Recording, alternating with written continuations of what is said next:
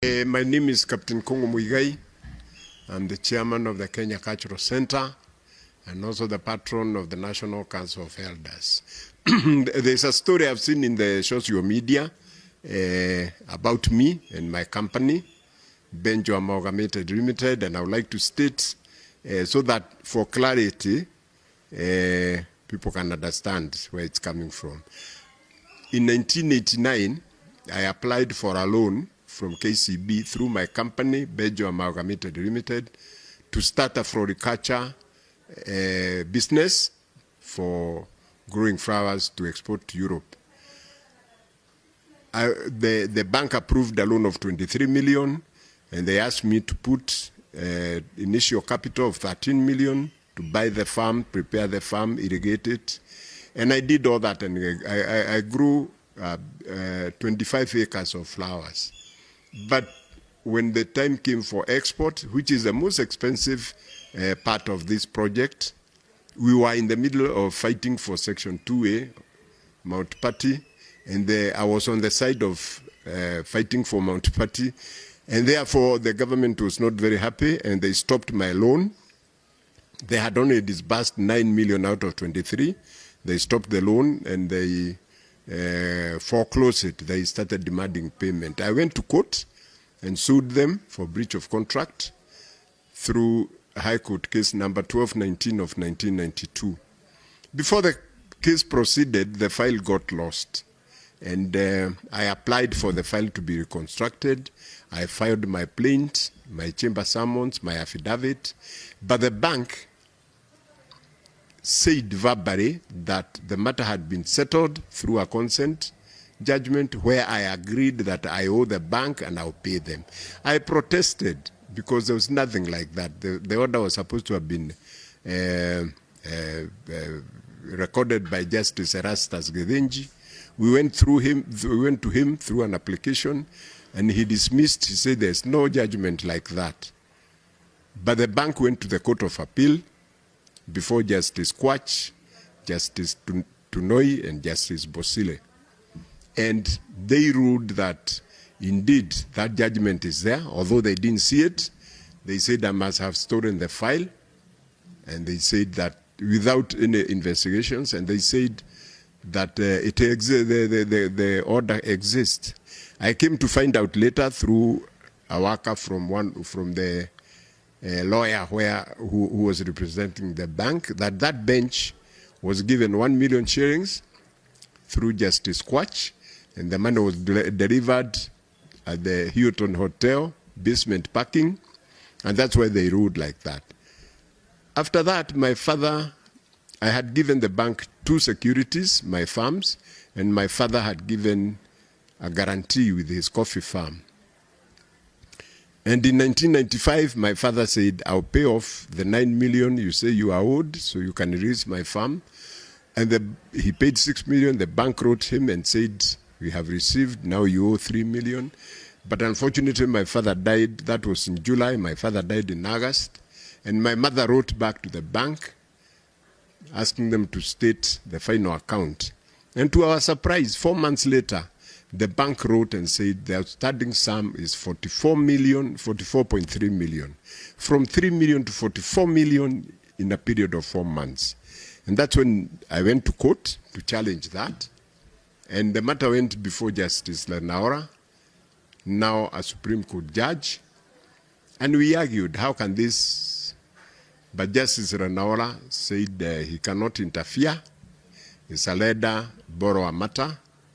And later, I learned through the same employee of the bank's lawyer that Justice Lenaora received 1 million shillings in a parking lot of some supermarket, which I can disclose in camera, and that's why he ruled like that. And after that, the bank got emboldened, and they sold, instead of selling my securities, the 2 farms that belonged to Benjo, which was enough to cover the loan, they sold Mwiri Coffee Estate, which was just a guarantor.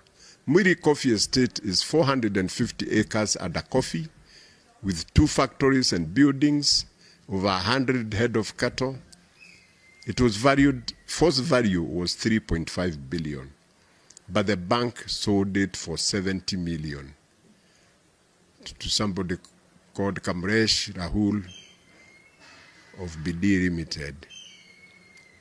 70 million, that was equivalent to 10 acres. That's what they sold our farm, 450 acres. And Kamresh Patni, a year later, sold the same farm to the Shah community for 3.5 billion. The reason of this forceful takeover is because the Shah community want to relocate to Mangu. I think parklands had become crowded, so they want to relocate to Mangu, and our farm is right in the middle of that plan.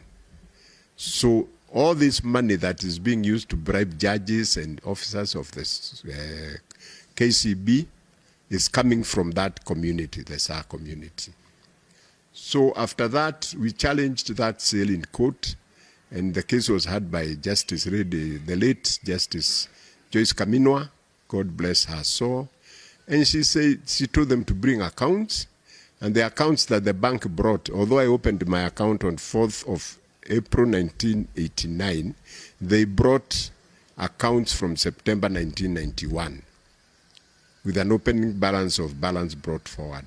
Justice Kaminwa ruled and said this is fraudulent, this sale is fraudulent, and she recommended that the police take over the case.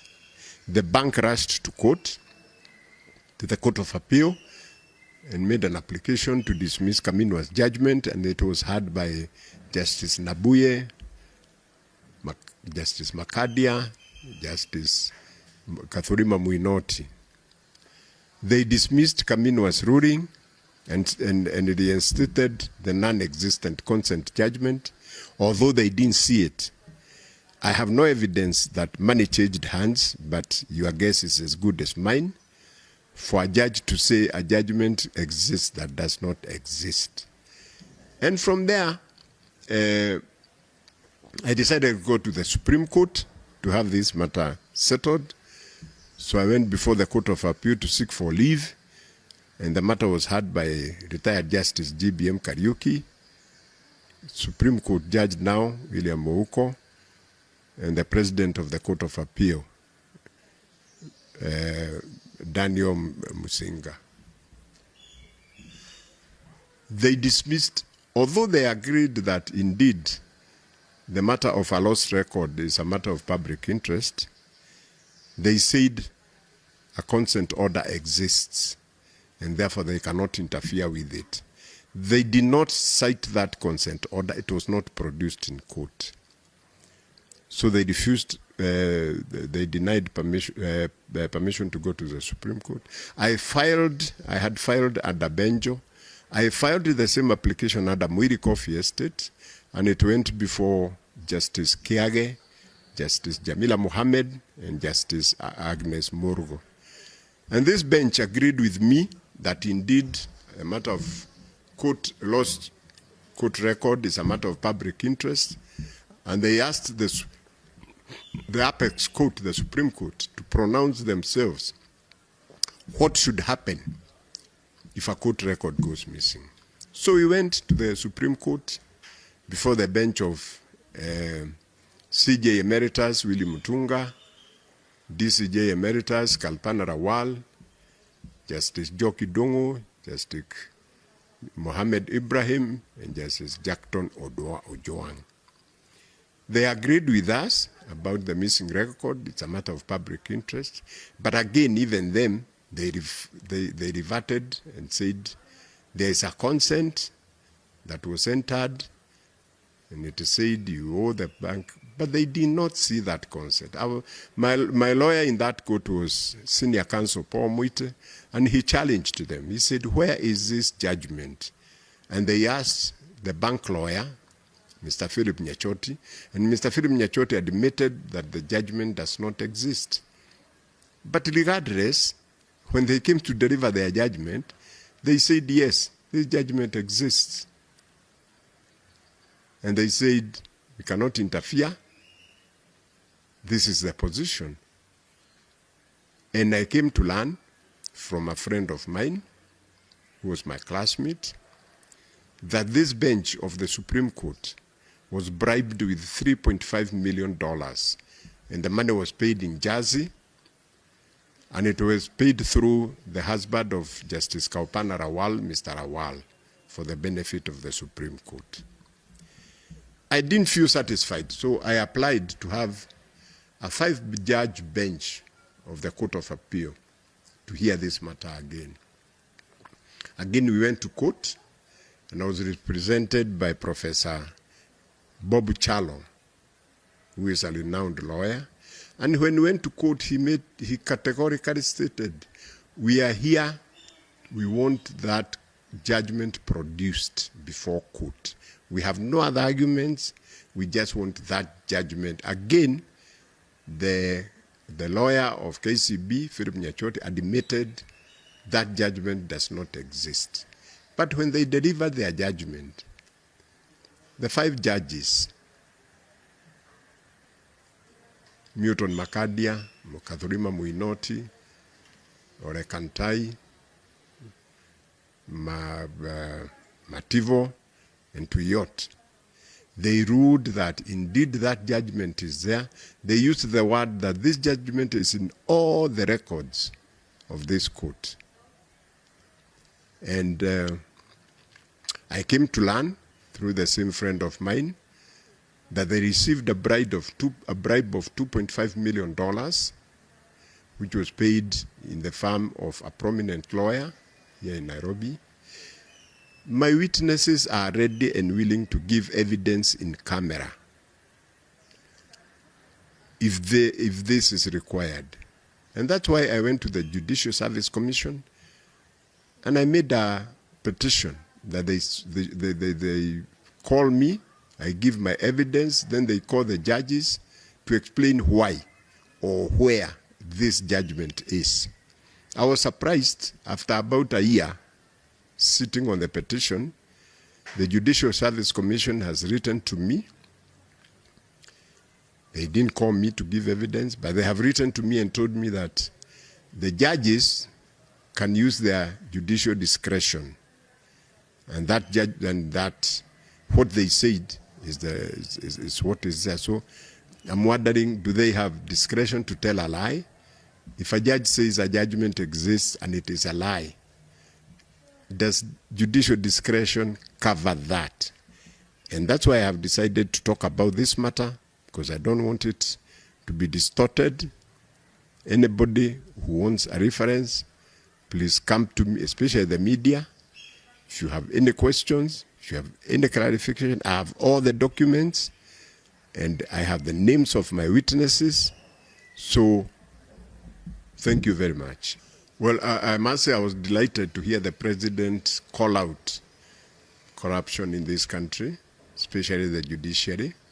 And I must say, as long as the judiciary is corrupt, we cannot deal with corruption. Because they are the ones who are supposed to arrest corruption. And I can tell Kenyans, our judiciary is corrupt to the core. It is corrupt. And they take money openly, and they make judgments the way they want. I know in this country, nobody can point a finger at the other person and call them corrupt. The only Kenyan who is not corrupt is a person who has no opportunity to be corrupt, either to give or take. Otherwise, we are all corrupt. But the judiciary, the parliamentarians, if they become corrupt, we can vote them out after 5 years.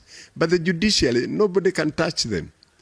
So they are there punishing people. I have seen people die in the courts.